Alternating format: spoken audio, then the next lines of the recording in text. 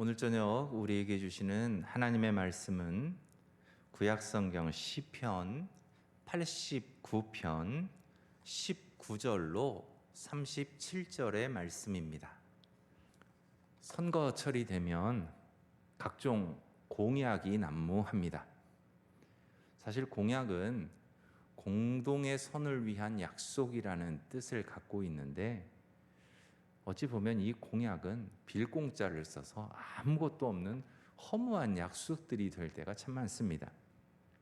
그런데도 우리는 한 번쯤은 이런 공약을 내거는 출마자들의 목소리에 귀를 기울입니다.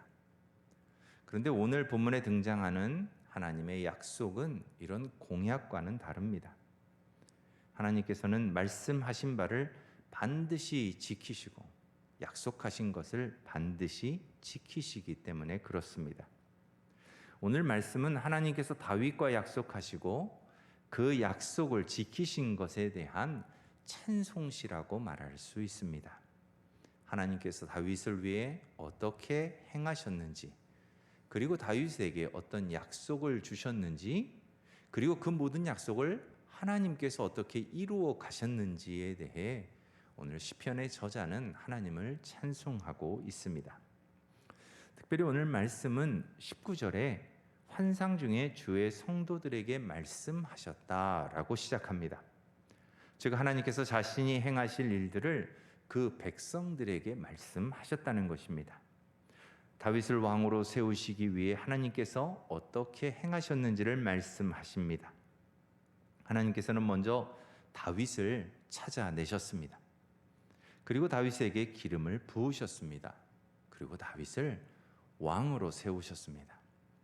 하나님께서 다윗을 왕으로 세우시는 과정을 돌아보면 우리는 하나님께서 행하신 놀라운 일들을 깨닫게 됩니다. 사울은 아말렉과의 전쟁에서 하나님께 불순종합니다. 자신의 뜻대로 사무엘을 기다리지 않고 제사를 드립니다. 모든 아말렉 사람을 진멸하라는 하나님의 명령에도 불순종합니다. 이에 사무엘은 사울에 대한 하나님의 심판을 선언합니다. 그리고 사무엘은 범죄하고 하나님께 버림받은 사울을 떠나 안타까워하며 슬퍼합니다. 이런 사무엘에게 하나님께서 찾아오십니다.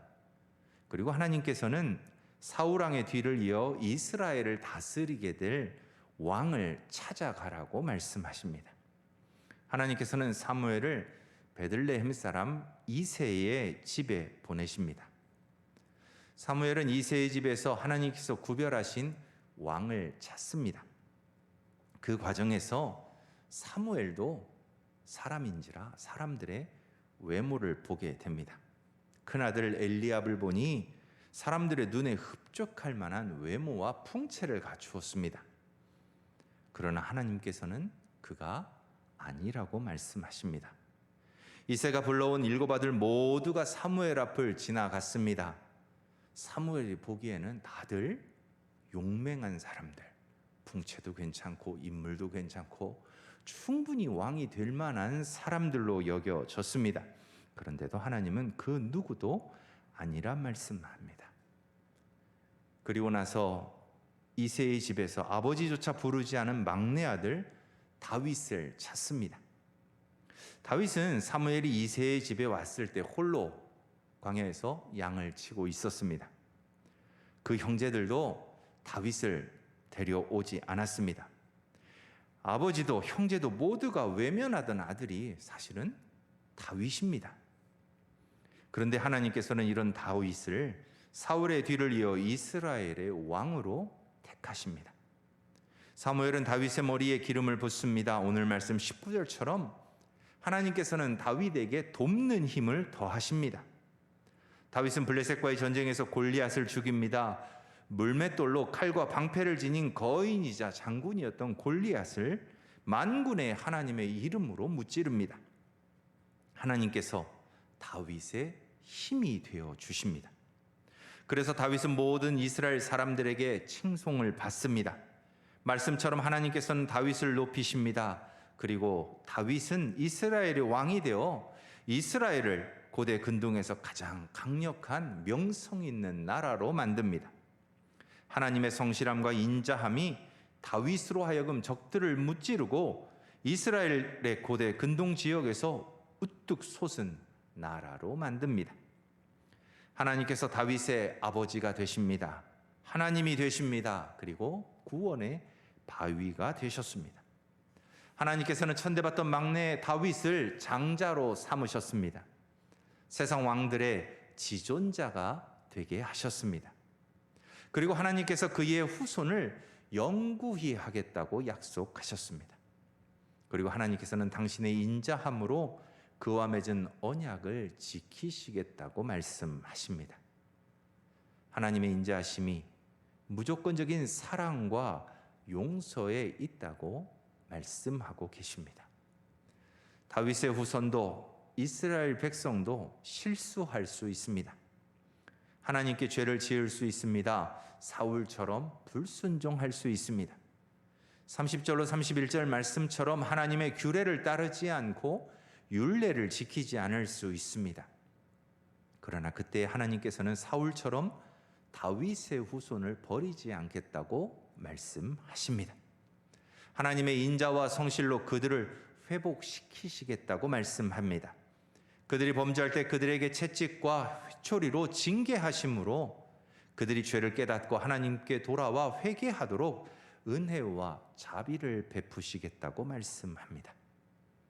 그리고 하나님의 인자와 성실하심으로 다윗과 맺은 언약을 결코 변치 않겠다고 약속하십니다. 35절 말씀처럼 내가 나의 거룩함으로 한번 맹세하였은즉 다윗에게 거짓말을 하지 아니하신다고 분명하게 선언하고 계십니다. 하나님께서는 이와 같은 인자와 성실함으로 또한 이 자리에 있는 우리들을 택하셨습니다. 예수 그리스도의 십자가를 구주로 고백하는 모든 사람들은 그래서 다윗이 맺은 언약을 누릴 수 있는 언약의 백성이자 하나님의 자녀들입니다. 그러므로 우리는 오늘 본문을 통해 하나님께서 다윗에게 행하셨던 것처럼 지금 우리의 삶에 다윗과 같이 돕는 힘을 더하실 것임을 확신하게 됩니다.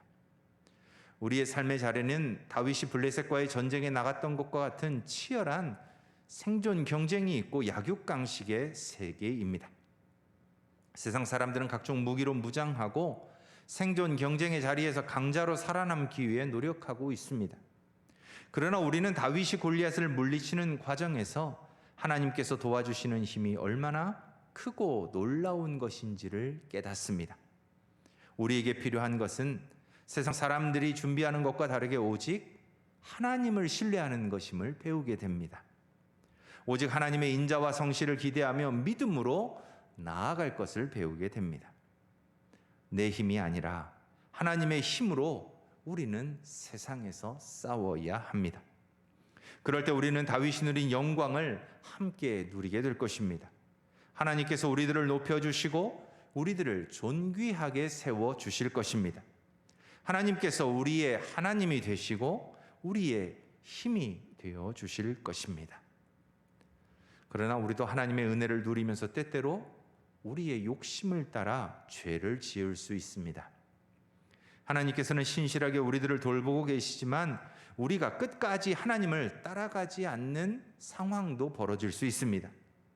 하나님께서 우리에게 주신 율례와 규례를 따르지 않습니다. 그래서 우리는 우리의 힘과 능력으로 해결할 수 없는 수많은 어려움을 대면하게 될 수도 있습니다. 그러나 하나님께서는 인자와 성실로 우리들을 죄에서 돌이켜 다시금 하나님을 신뢰하며 나아갈 수 있도록 우리에게 기회를 주실 것입니다. 우리는 하나님의 자녀들입니다. 히브리서 12장 7절의 말씀처럼 징계가 없으면 우리는 하나님의 자녀가 아닌 사생자이기에 하나님께서는 우리가 하나님의 뜻대로 살아가지 않을 때 우리로 그 길에서 돌이켜 하나님을 좇을 수 있도록 우리의 삶에 여러 가지 힘들고 어려운 상황들도 허락하실 수 있습니다. 그러므로 혹여 우리의 삶에 견딜 수 없는 고난이 닥쳐온다면 꼭 기억하십시오. 우리가 회개하고 하나님께 돌아오면 반드시 우리의 고난과 고통은 끝이 있습니다. 고난이 우리의 삶에 유익이 될 것입니다. 고난이 우리의 믿음을 더욱 강하게 만들어 줄 것입니다. 고난이 우리로 하나님의 거룩함을 닮아가는 기회가 되도록 도와줄 것입니다. 우리로 다윗이 누렸던 영화와 존귀를 누릴 수 있도록 그 고난이 우리의 걸음을 인도할 것입니다.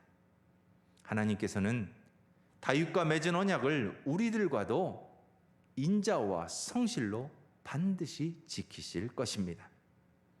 오늘 말씀을 통해 하나님의 인자와 성실을 신뢰하며 언제나 믿음으로 살아갈 수 있는 성도님들이 다 되실 수 있기를 바랍니다. 고난과 고통의 현장에서도 언제나 하나님을 바라볼 수 있는, 그래서 하나님의 뜻대로 다시금 우리의 발걸음을 돌이킬 수 있는 지혜로운 성도님들이 다 될 수 있기를 바랍니다. 그래서 다윗과 맺으신 언약을 우리의 삶에서도 하나님이 어떻게 신실하게 이루어 가시는가를 날마다 체험하며 살아갈 수 있는 그런 주님의 복된 성도들이 다 되시길 주의 이름으로 축원합니다. 함께 기도하겠습니다. 하나님 감사합니다. 오늘 말씀을 통해 하나님께서 다윗의 삶에 어떻게 역사하셨는지 우리가 다시 한번 돌아봅니다.